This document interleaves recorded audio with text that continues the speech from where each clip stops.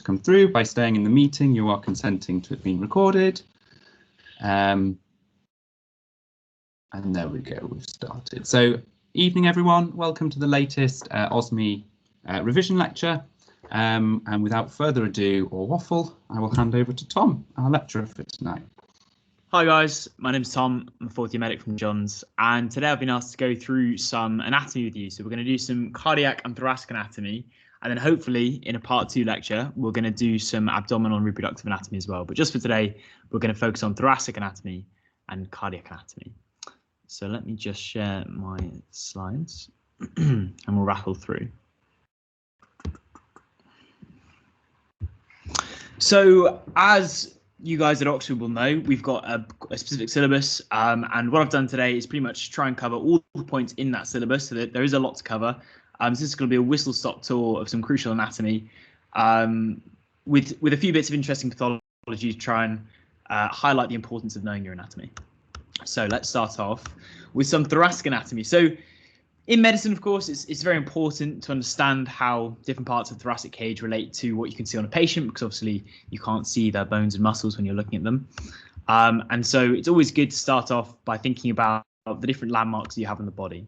So you've got your jugular suprasternal notch at the upper end of your manubrium, which you can feel at your throat. The sternal angle, which is where the manubrium and the sternum articulate. And if you feel down the center of your chest, you should be able to feel a slight ridge, which marks that point of articulation. You've also got the xiphoid process, which is right at the bottom, and that ossifies with age. And then you've also got the costal margins, which dominate the anterior borders of your rib cage. Another important landmark when you're looking at your thoracic cage is the apex beat. If you take the midclavicular line and go down to your 5th intercostal space, you can find the apex beat of your heart. In any kind of clinical examination, you often feel for the apex beat of the heart. It's very important. You can see this diagram here. Follow the midclavicular line down to the 5th intercostal space. And often that apex beat can be displaced in certain pathologies. So, for example, if you have some kind of valvular disease like aortic stenosis, the additional work which your heart has to do to squeeze blood out through that narrowed valve, you get hypertrophy of the cardiac muscle, and the apex beat actually shifts. So if you have that, if you can feel that apex beat and it's shifted to one side, then it's possible some kind of pathology is going on. And then, of course, it's sometimes important to consider rarer causes of an odd apex beat, such as situs inversus, which is where the axis of your body is rotated literally around the axis, so it becomes literally swapped around. And that's often associated with ciliary dysfunction in things like cartilaginous syndrome, because when you're developing, the growth factors and other chemical signals which define the axes of your body essentially aren't pushed in the correct direction, and so you end up with your body being switched over. So if you find somebody with an apex beat on the right hand side of their body, it's possible they've got situs inversus. In terms of heart surfaces, I'm going to skip over a fair bit of this. Hopefully you have access to the slides later, or you can pause if you want to go back over these. As with a lot of anatomy, it is just memorizing, and we've got a lot to get through, and I don't want to bore you guys, so we're just going to crack on. Right, so obviously an important structure in the thoracic cage are your lungs. Your lung apices extend to about 3 centimeters above your clavicles medially, and then they descend infralaterally, so downwards and sideways towards your laterally, towards the medial third of your clavicles. And importantly, your lungs have these fissures which separate the different lobes, and each lung has a different number of lobes separated by different fissures. So on your left-hand side, you have 2 lobes, an upper lobe and a lower lobe, separated by an oblique fissure. Then on your right-hand side, you have an oblique lobe, but an additional horizontal, you have an oblique fissure and an additional horizontal fissure, which separates the upper lobe from the middle lobe and the middle lobe from the lower lobe. Okay. And sometimes these fissures can be really important in pathology.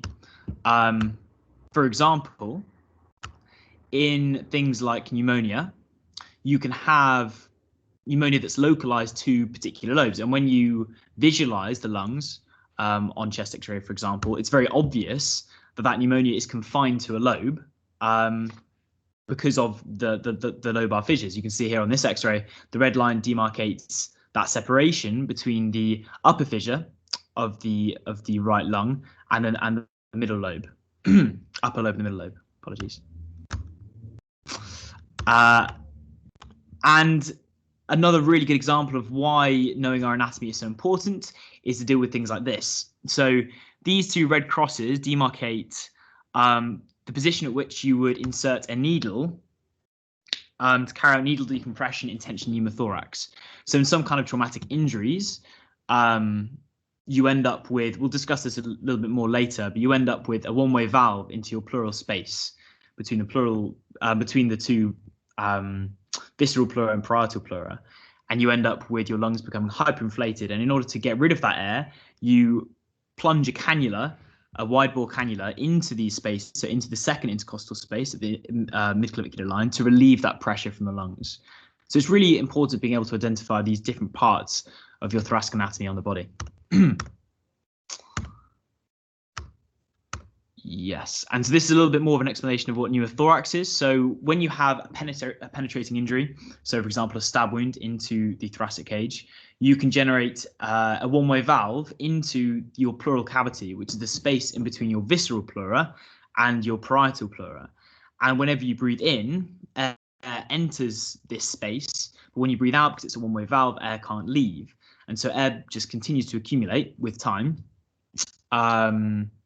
And you actually end up with what we call a mediastinal shift, where all this pressure generated on this side. Harry, can I just confirm? Can you see my cursor? Yes, I can. You can? Okay, good. So all of this pressure generated on this lung is actually shifting all of the contents of your thoracic cage to the other side. So that's called a tension pneumothorax. Okay, another important structure in the thoracic cage is the diaphragm.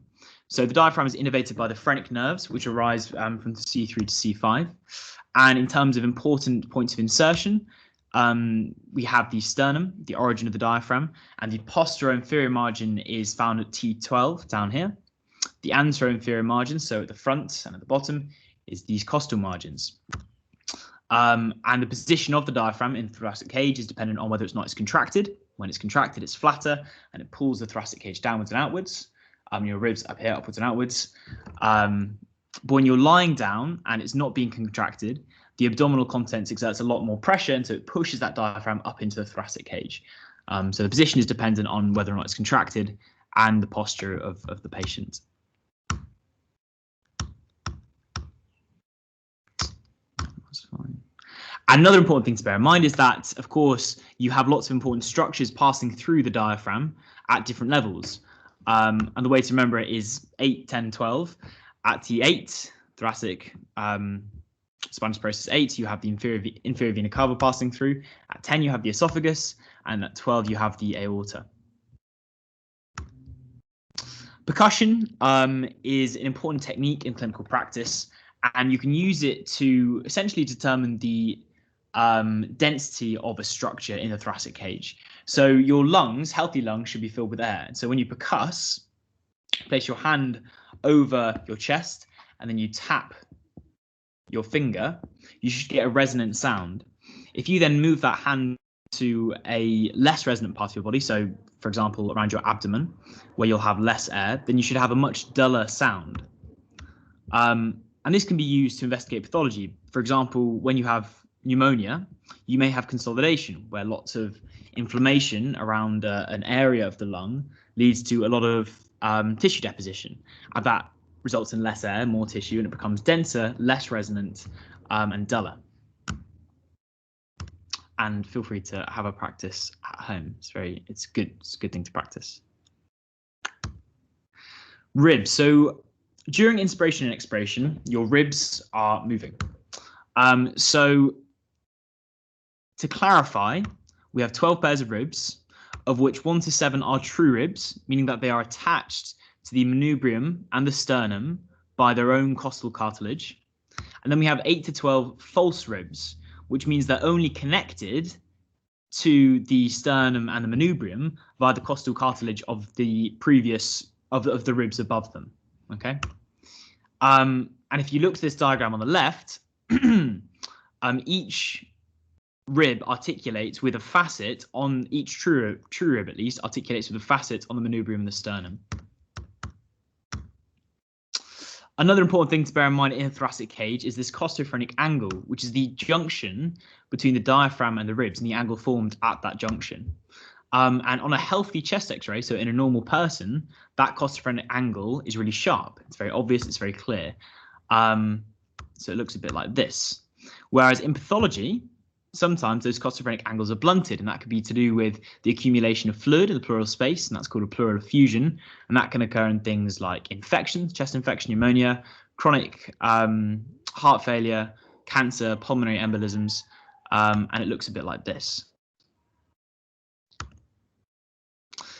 Different parts of your thoracic cage move in different ways. So the upper ribs have this superior and anterior movement, much like the handle on a pump. So it kind of moves up and down. It's called anterior posterior expansion. Whereas the lower ribs have this bucket handle movement, and that controls the lateral expansion of your chest. So essentially upper ribs up and down, anterior posterior expansion, forwards and backwards, and lower ribs side to side, lateral expansion. And abnormal rib movements can also be indicative of pathology. So, for example, flail chest occurs when you have a traumatic injury to the thoracic cage, and ribs break into segments and detach from the chest wall, which means they don't move at the same time as other ribs. You can see here in this diagram that this section, this segment of the rib cage, has moved back and forth, and its movement is exaggerated because it's not connected to the rest of the chest wall. Another example of abnormal rib movement would come from in pneumothorax. So when you have that accumulation of air in the pleural cavity, that air isn't being removed upon expiration. And so you actually have reduced expansion when you inspire, and reduced movement when you expire as well. And the movement of your thoracic cage is of course massively dependent on your diaphragm. When it contracts, it flattens, it descends, and it increases the volume of your thoracic cage. But it's also dependent on these accessory muscles, of which there are three subgroups of intercostals. You call your external intercostals, internal intercostals, and innermost intercostals. So your external intercostals move infra-anteriorly, so from the back, forwards and downwards, from the inferior border of one rib to the superior border of the next. And that's concerned with moving the ribs upwards and outwards during inspiration. You also have your internal intercostals, which run in the opposite direction. So they run infero-posteriorly from the lateral edge of the costal groove of the superior surface of one rib down to the lower rib. And that is internal intercostals are used during expiration. And then you've got your innermost intercostals, which are essentially the same as your internal intercostals, but they are separated by these neurovascular bundles, which we're going to come on to now. And it's pretty easy to remember, all intercostal muscles are innervated by the intercostal nerves arising between T1 and T11. So these nerves travel in neurovascular bundles, which are accompanied by these intercostal vessels, intercostal veins and intercostal arteries. And that's what separates the innermost intercostals from the internal intercostal muscles. And in terms of blood supply, the intercostal nerves innervating the intercostal muscles are perfused either by the anterior intercostal arteries arising from the subclavian artery, coming off the aortic arch, or from the posterior intercostal arteries arising from the descending aorta, which you can see here. Okay, so moving on to the upper airways and away from the thoracic cage. Our nasal cavity has lots of important functions. It's important for humidifying the air that we breathe, for warming it, filtering out particulate matter, and for olfaction, smelling. And it also drains a lot of important cavities called sinuses, which we're going to come on to in a second. And you'll note up here, this is called your ethmoid, so your cribriform plate. And at the cribriform plate, you have your olfactory nerve, and the olfactory nerves form these long branching protrusions out from the top of the nasal cavity. which is where olfaction actually takes place.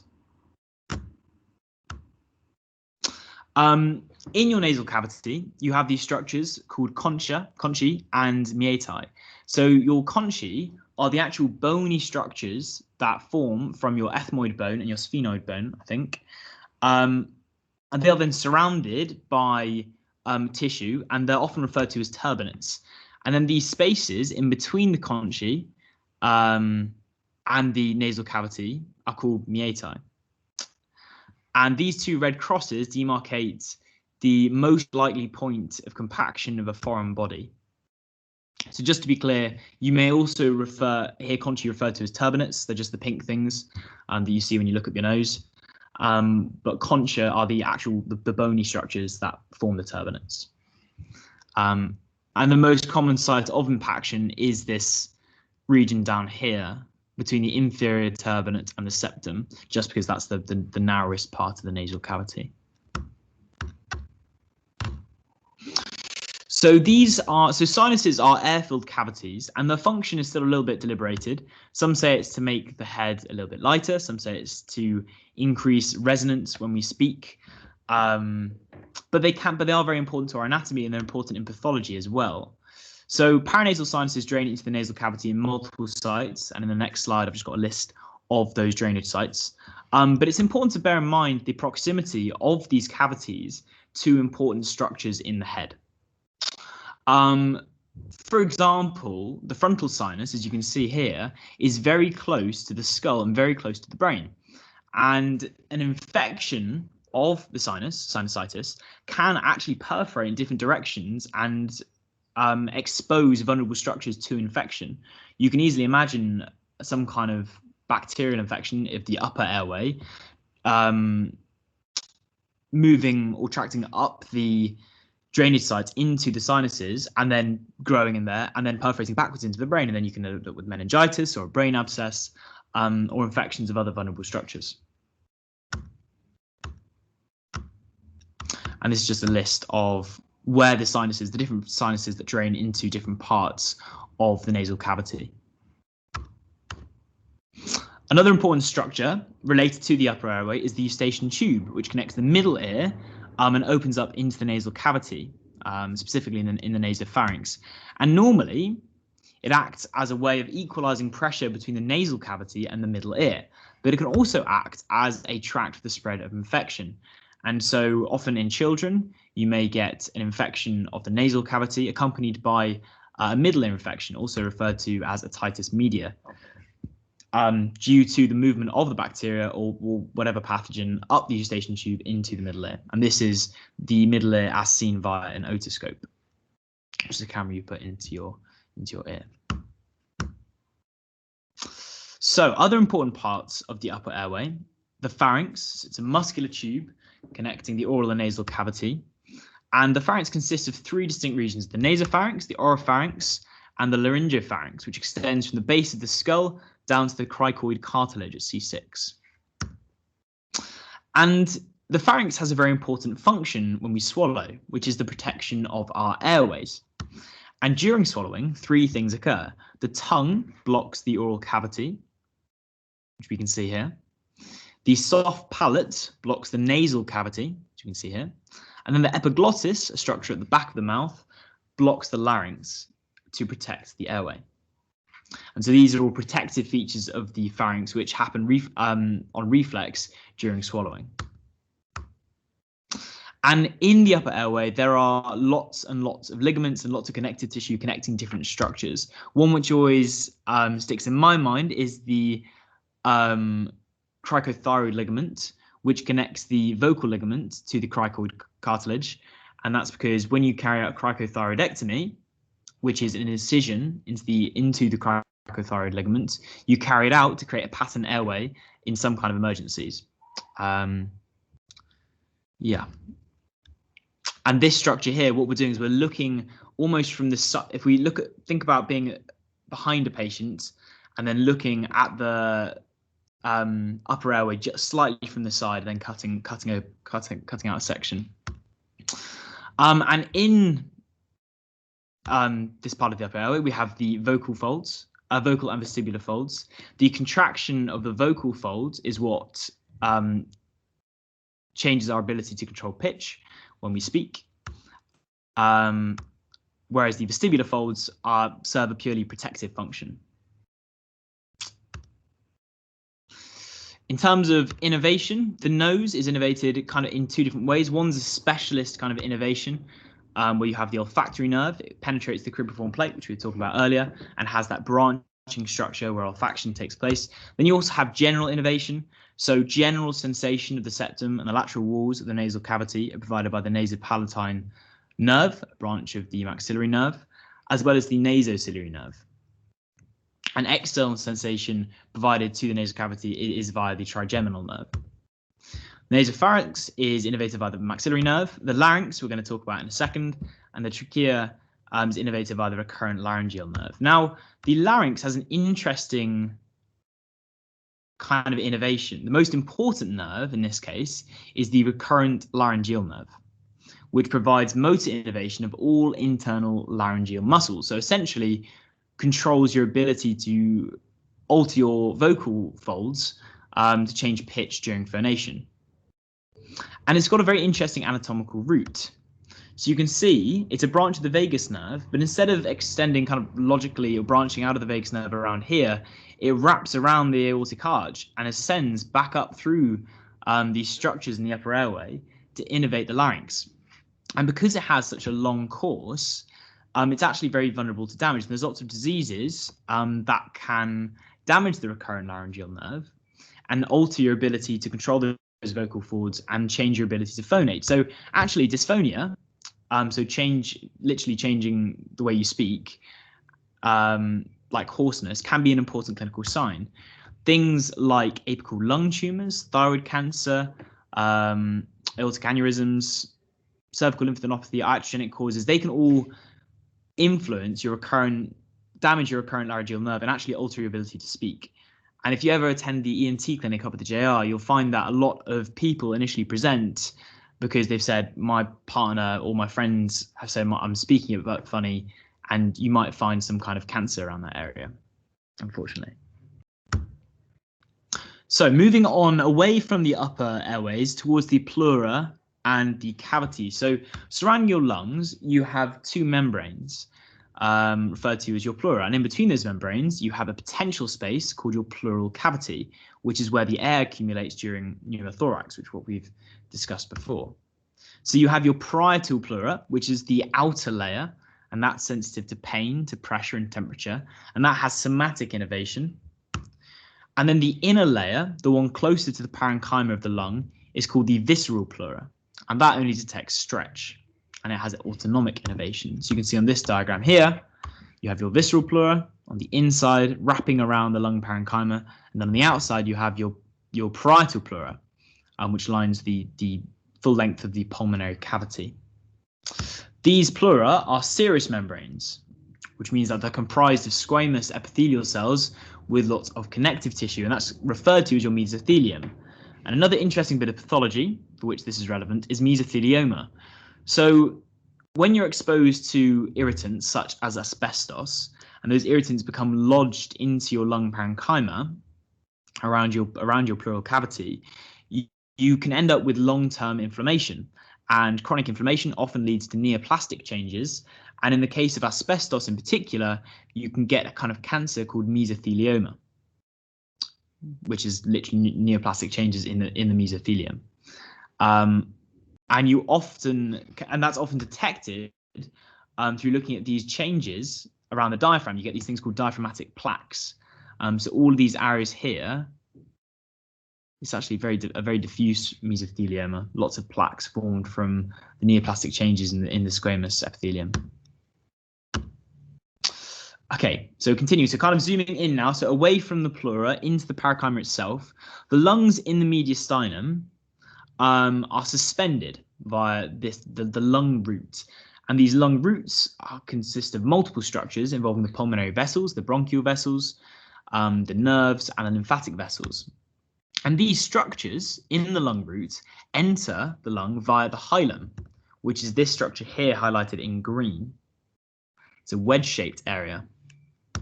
And you can see how the hilum relates to the pleural cavity and the different pleura which we were discussing just a second ago. So these are the lung roots here.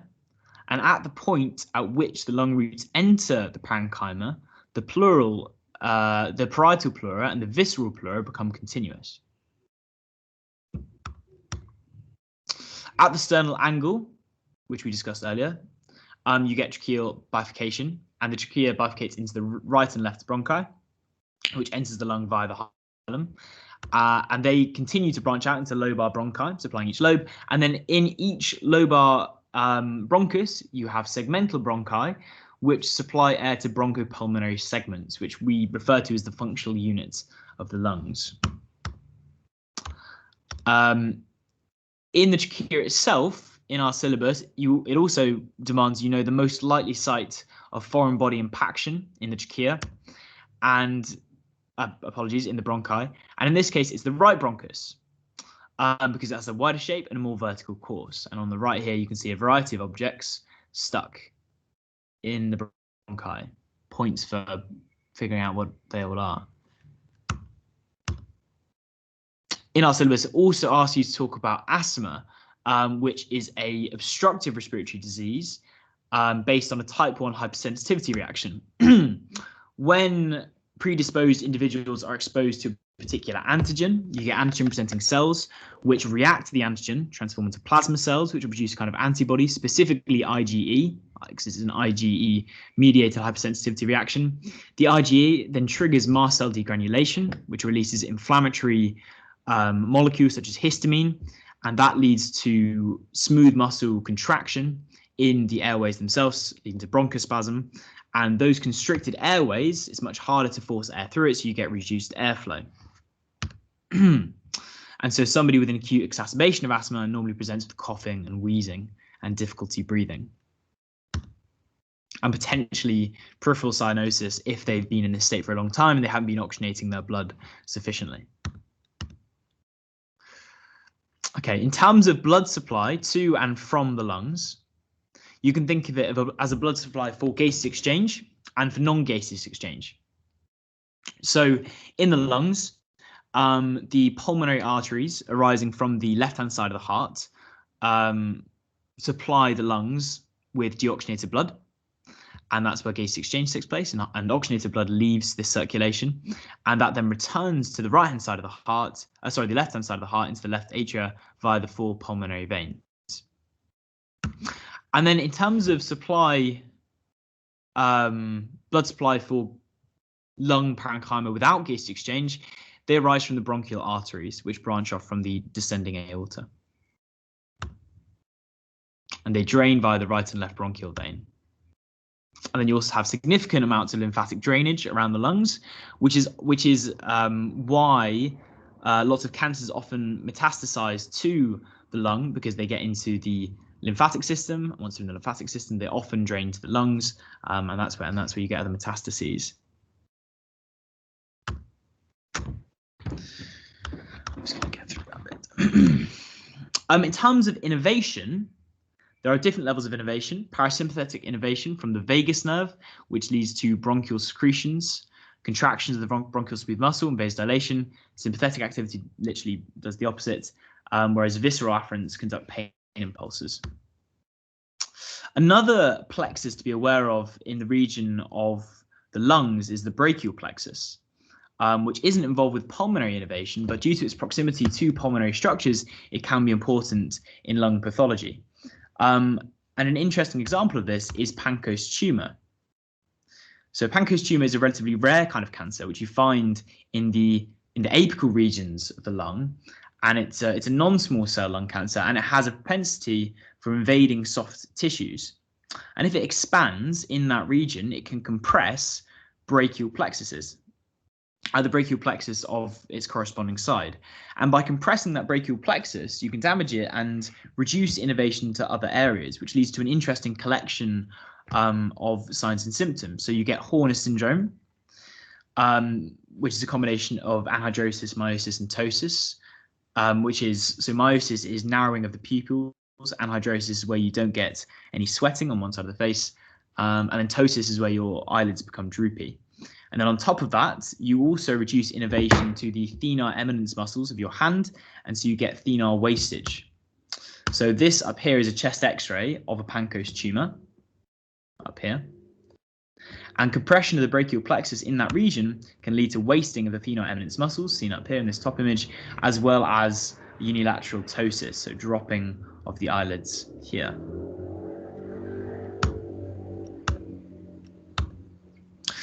It's also important just to recap on the histology of the lung. So our serous membranes comprise our visceral and parietal pleura, whereas mucous membranes comprise the majority of the respiratory tract lining. And most of these mucous membranes contain pseudostratified ciliated epithelium. And these cilia are obviously very important in moving mucus up through our respiratory tract in order to filter out foreign bodies and other particles and infectious pathogens. And that mucus itself is produced by intermittent goblet cells. And then small print, you have these other kind of cells, brush cells, which may have some kind of sensory function, which I'm guessing is based on the proximity to different neurons. Clara cells, which are exocrine cells, which often secrete surfactant, which we'll come to in a second. And then small granule-containing cells, which are neuroendocrine, like epithelial cells.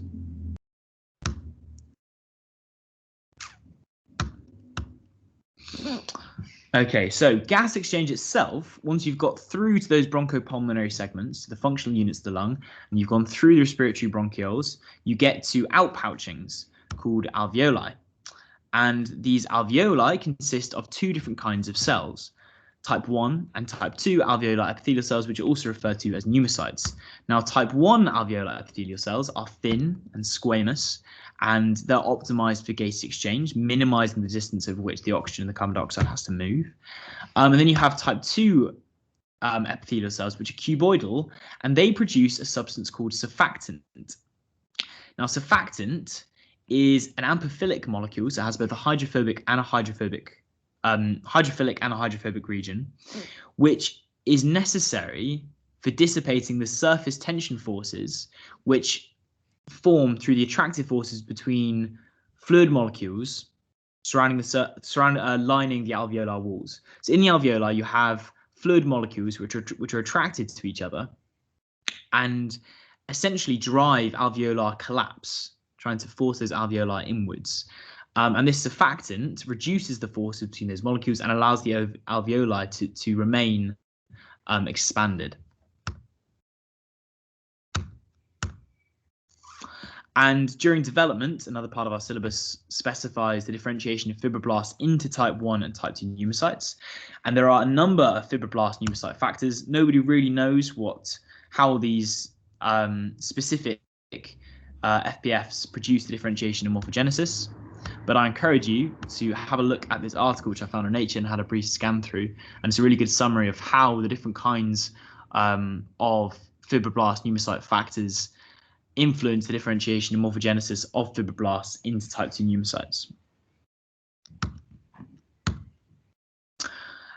Another important example of pathology in this area is respiratory distress syndrome of the newborn. So respiratory distress in a newborn is indicated if they have one or more signs of increased works of breathing. So that can be nasal flaring, chest reactions or grunting, and that can be caused by a number of things. But in the context of pulmonary surfactant, respiratory distress syndrome arises when there is insufficient surfactant production by a premature infant. So surfactant production tends to take place in the 6th and 7th month of gestation. And so when babies are born prematurely, they produce an insufficient amount of surfactant. And what happens is you have excess surface, not excess surface tension, essentially uncompensated surface tension force acting across the walls of the alveoli, causing them to collapse. So it's much harder to expand those alveoli. And so when the baby's born, that excess work actually prevents them from breathing properly. And that leads to microatelectasis, which is collapse of the alveoli, and a low lung volume. And you can actually see that on X-ray here. So these fine granular infiltrates are caused by widespread collapse of the alveoli. And And surfactant also prevents the transudation of fluid into alveoli. And so you can also see a little bit of pulmonary edema here. Okay, that is a whistle-stop tour of all the respiratory morphology in our syllabus. We're now going to move on to the cardiovascular system. And earlier we didn't talk about it, but there was a slide on heart borders and surface markings. So feel free to go back and recap that before you carry on. But we're going to move on to something else now, which is the pericardium. So the pericardium is a sac, fibroelastic sac, which forms around the heart. And there are multiple layers you can see in this diagram. And if we move from the outside in, you have the visceral layer, which is confluent with the epicardium here. You then have a fatty connective tissue. You then have this pericardial cavity, which forms between the parietal pericardium and the visceral pericardium. Okay. And within this cavity, you have about 15 to 50 milliliters of fluid. And sometimes you can get excess pericardial fluid. When the heart is inflamed in something like pericarditis, viral pericarditis, for example, you get extra fluid filling that cavity. And just to go over some basics, so important venous structures entering the heart, you have the superior vena cava and the inferior vena cava. The inferior vena cava drains from the abdomen, the pelvis, and the lower limbs into the right atrium. The superior vena cava drains from the head and the upper limbs into the right atrium. We also have the coronary sinus. Oh, that's next. We also have the 4 pulmonary veins, which arise from the pulmonary circulation and drain into the left atrium. And important, we also have this coronary sinus. Now, the coronary sinus is formed from the merging together of multiple veins which drain the myocardium. And together, they form this coronary sinus, which then drains into the right atrium. So as well as the inferior and superior vena cava, you also have this coronary sinus. In terms of arterial structures leaving the heart, you have this pulmonary trunk, which transmits deoxygenated blood from the right ventricle to the pulmonary circulation for gaseous exchange, and then you have the aorta, obviously. Now, the chambers of the heart are adapted to their function. The contraction of the chambers leads to changes in volume, which leads to changes in pressure, which forces blood from one chamber to the other and around the rest of the body. And so the size of the chamber walls varies depending on the amount of pressure they want to generate. So atria only have to transport blood or push blood literally to the chamber next to them. So they're much thinner than the ventricles, which have to generate much higher pressures. And in between the ventricles, the left ventricle has a much thicker wall than the right ventricle, because it has to generate a much larger change in pressure to force blood around the rest of the body, whereas the right ventricle only has to force blood into the pulmonary circulation, which has a much lower pressure. You also have to know about the intra-atrial features, which are remnants of embryonic development. And there's 2 you need to know about in particular, which is the fossa ovalis and the crista terminalis. So the fossa ovalis is a depression in the right atrium at the level of the interatrial septum. And that's remnant of a communicating ovale in between the left and right septum called the foramen ovale. So during development, there is a communicating hole in between the right atrium and the left atrium called the foramen ovale, and that exists to bypass the pulmonary circulation. Because during development, the lungs obviously aren't functioning.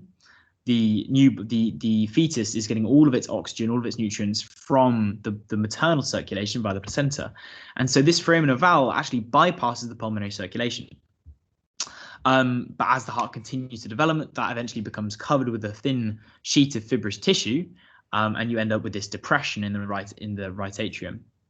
You also have this thing called the crista terminalis, which is a muscular ridge formed at the opening of the right atrium. And the crista terminalis is formed from the fusion of the right atrium and another atria called the sinus venosus in the early stages of cardiac development. And you can probably see it better in this diagram here. The sinus venosus is another chamber upstream of the atrium, and as development development carries on from 23 days to 35 days, the sinus venosus gradually becomes incorporated into the right atrium. And as it becomes incorporated at that junction, you have a thickening of the heart muscle itself, of the wall of the heart. And so you end up with this crista terminalis, which you can see on the diagram here. You can also see the fossa ovalis here, which is this depression in the right atrium, remnant of the foramen ovale. Sometimes during development, the foramen ovale doesn't close appropriately, and you end up with a patent foramen ovale, where you have continued communication between these two atria and mixing of oxygenated and deoxygenated blood. Now, when you have a patent foramen ovale in isolation without any other cardiac defects, it's often asymptomatic. You may have a mild hypoxemia, but very little to worry about. Okay, so another important part of the heart are the valves. Of course, chambers contract, change in volume, changing pressure to force blood into different chambers, but that unidirectional flow is regulated by valves.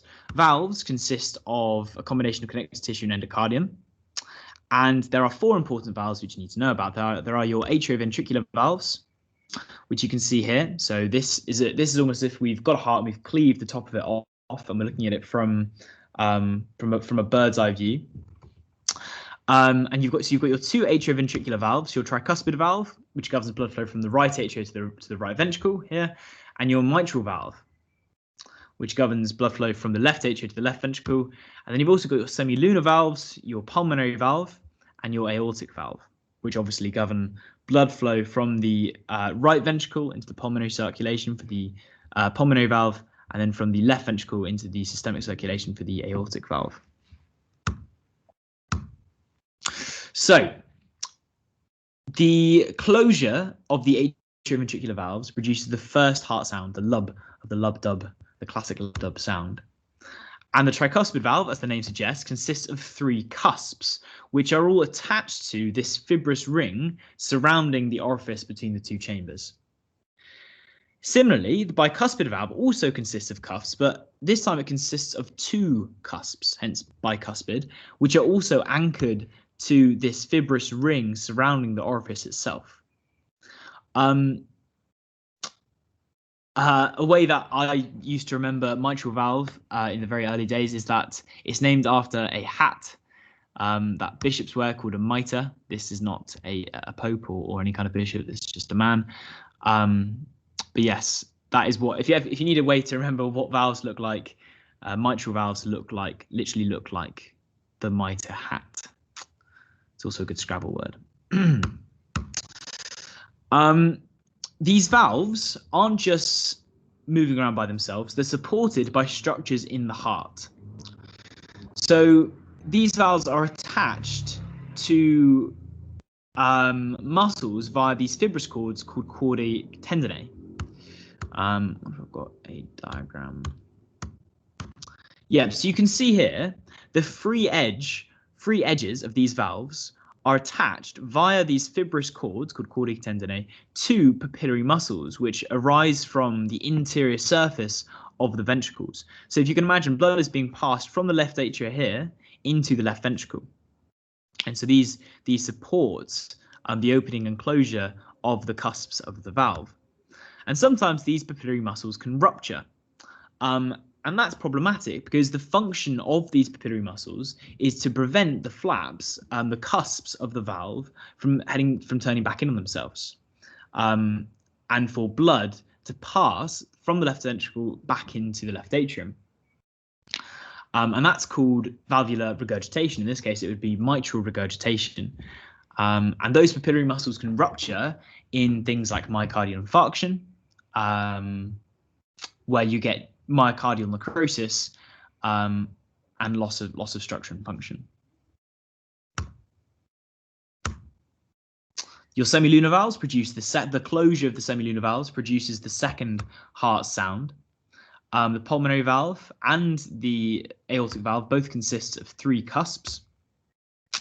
And another set of structures which are important in the context of the aortic valve are the left and right aortic sinuses, which marks the origin of the left and right coronary arteries.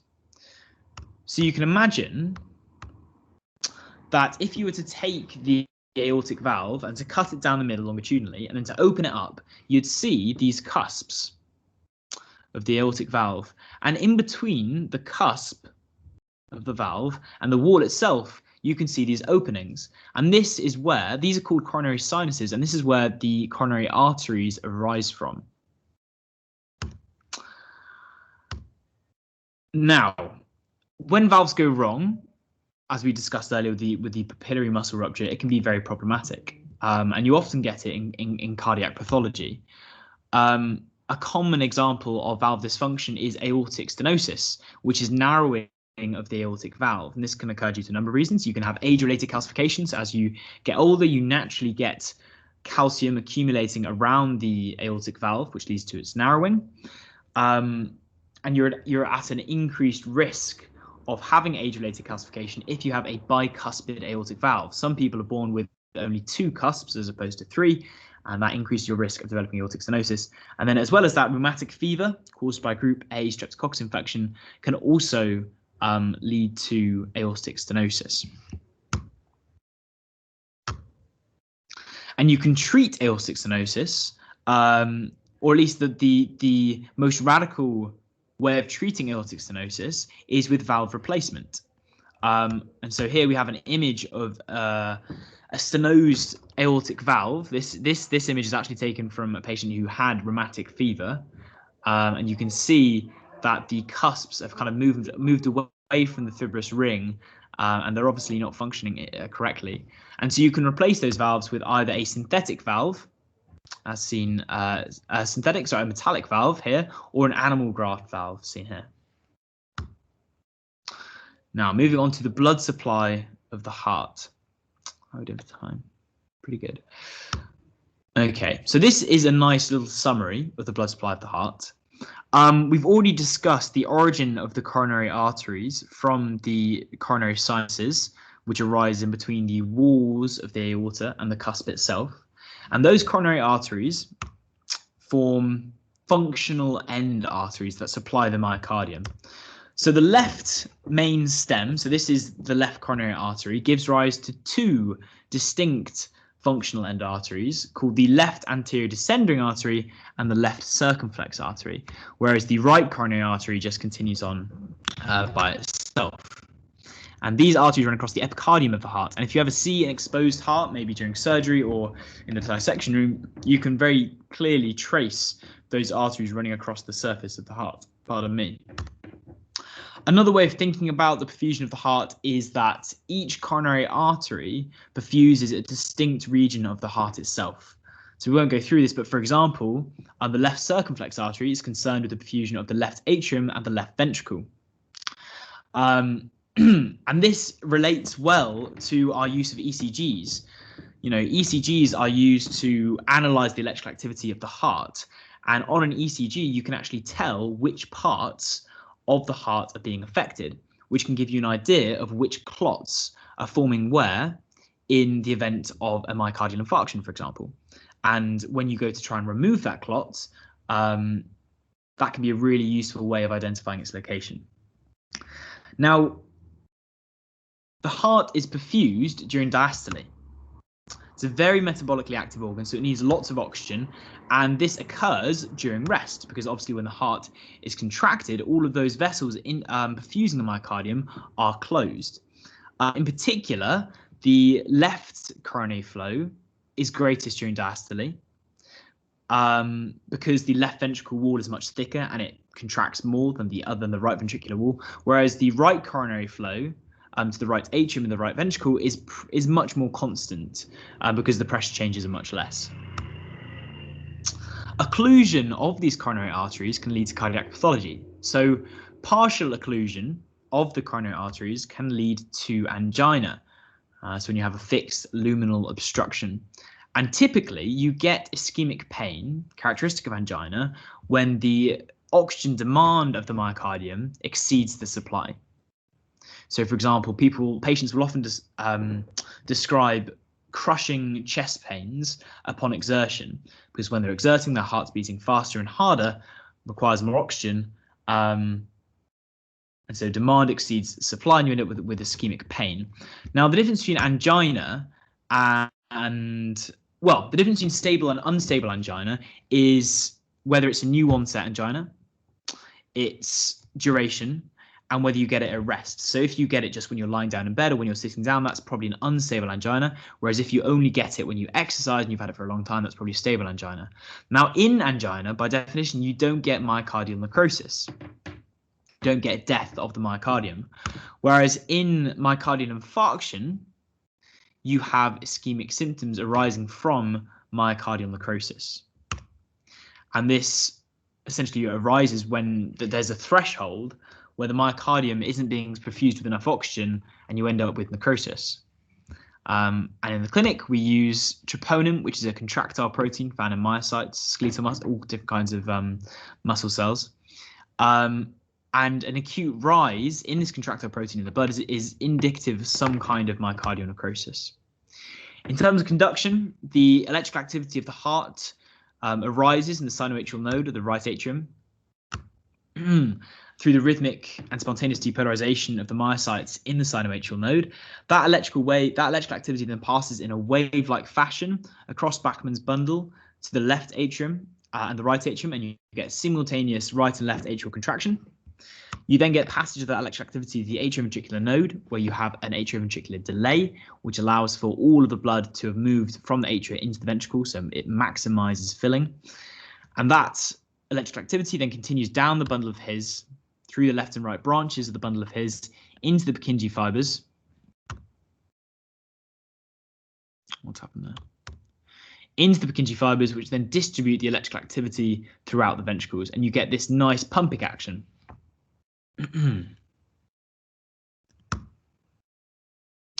So in terms of innervation of the heart, the sinoatrial node receives both sympathetic and parasympathetic innervation. Sympathetic terminals release noradrenaline, which have a positive inotropic effect, so it causes the sinoatrial node myocytes to depolarize at a faster rate, which leads to a higher heart rate, whereas parasympathetic nerve terminals release acetylcholine, which has a negative chronotropic effect, so it causes the heart to beat slower. The innervation of the heart is also important in the context of explaining referred pain. So although the myocardium isn't sensitive to changes in temperature or to touch, it is sensitive to ischemia. It's acutely sensitive to ischemia. And sensory innervation of the myocardium is provided by sympathetic fibers, which run through the sympathetic trunk. So the best way to explain this is you can see here on this diagram, these nerve fibers run through the sympathetic trunk into the spinal cord segments of T1 and T4. Now, the sympathetic trunk also receives sensory nerve fibers arising from these dermatomes, T2 to T4, T1 to T4. And they pass through the same space and arrive at the same spinal cord segments. And so when these signals arising from myocardial ischemia are transmitted, when they're transmitted and received by the brain perceives those signals to have arisen from these dermatomes. So instead of having a broad visceral pain around the chest, which you do also get in things like angina, you also get referred pain to the chest wall, dermatomes T3, T4, and T2, and the medial aspect of the left arm, T1 and T2. And so that referred pain is due to the convergence of nerves. Histology of blood vessels. Essentially, you have lots of different layers. The important ones to pay attention to are the tunica externa, media, and intima. And the vasa vasorum in large vessels. The vasa vasorum is a branch of blood vessels which literally perfuse the much larger blood vessel. And then the nervi vasorum are is the innervation. In terms of differences between arteries and veins are obviously far less elastic. They cope with much lower changes in pressure. And so they also have, as well as having a tunica intima with much less elastic tissue, they have a much thinner tunica media. And if you were to take a histology of an artery and a vein, you would see this much thicker tunica media containing all these smooth muscle walls with lots of elastic tissue to accommodate those changes in pressure. Whereas the vein is collapsed, it's got a much lower pressure and a much thinner tunica media. As well as your arteries and veins, you also got your capillaries. You have different kinds of capillaries which perform different functions. Continuous capillaries don't have any gaps. They have this continuous lining formed from the endothelial cells and the basement membrane, and they only allow water and small molecules to pass through them. So you find them in structures like the blood-brain barrier, for example. Kind of on the next level along, you have these fenestrated capillaries, which have these pores in between the endothelial cells. And fenestrated capillaries are found in tissues where you have slightly more exchange between blood and the tissue.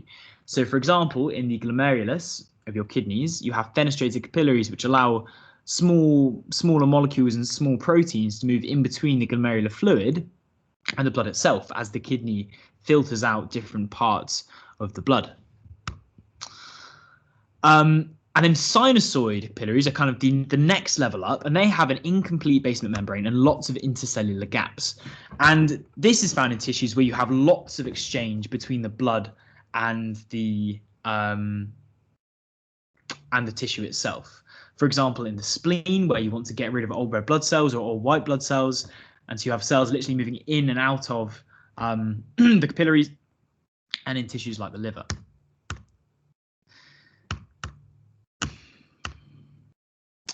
There are also specific kinds of circulatory systems which you need to be aware of. And these are called portal systems. So in organs like the liver and the pituitary gland, you have portal systems, which is where blood is passed from the systemic circulation from one set of capillaries into another set of capillaries before being returned to the systemic circulation.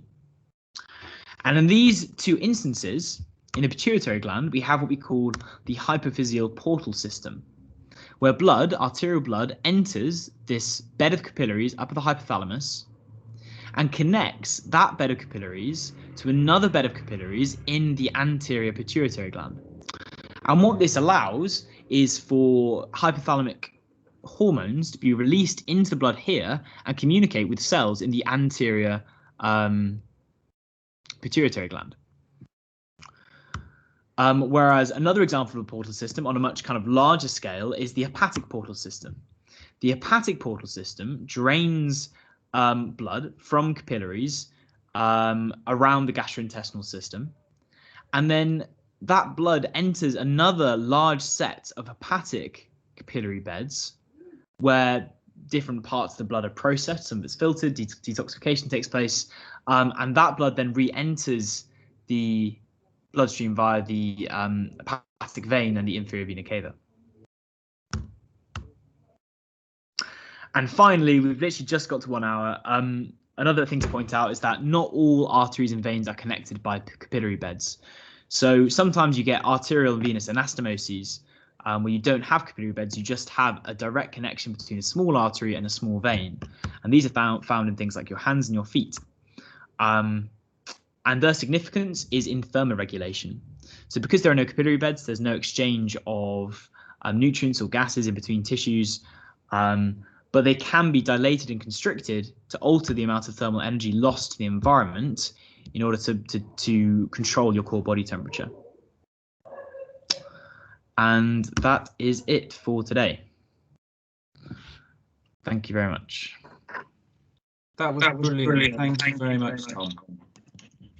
Thank you everyone for watching, and please do fill out that feedback form in the link below.